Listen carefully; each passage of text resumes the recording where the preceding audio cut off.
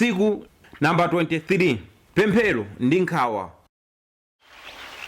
Pemphani ndipo mudzalandira.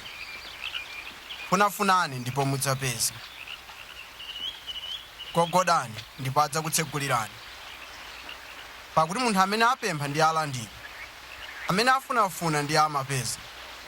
Ndipo amene agogoda ndi adzamtsegulira.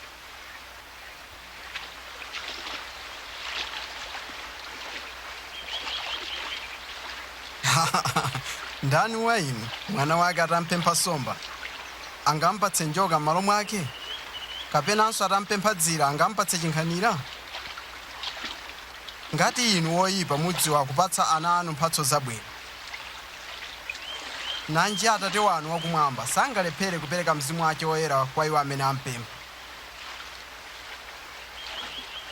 Chifukwa chake ndikuwuzani kuti musamadera nkhawa moyo wanu kuti mudzadya chiyani, kapena thupi lanu mudzavala chiyani. Pakuti moyo umaposa chakudya, ndipo thupi liposa zovala. Onani makhwangwala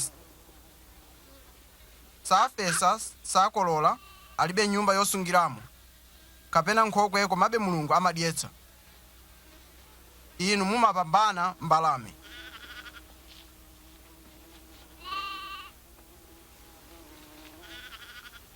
Ndani mwa inu angathe kuonjezera tsiku limodzi pa moyo wake pakuda nkhawa? Ngati simungathe kuchita ngakhale kanthu kakang'ono, bwanji mudera nkhawa? Onani mmene maluwa amakulira. Sagwira ntchito, saomba nsalu. Komabe Solomo mulemerero wake wonse sanavale zolingana ndi limodzi mwa maluwawo.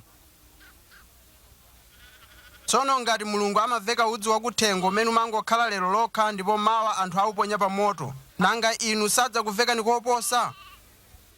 Inu achikhulupiriro chopereweranu, kulitsani chikhulupiriro chathu. mukadakhala nacho chikhulupiriro chokula ngati kambewu ka mpiru, mukadatha kulamulira mtengo ukuti tadzizula wekha ndi kukadzipyala pakati pa nyanja, ndipo ukadakumverani.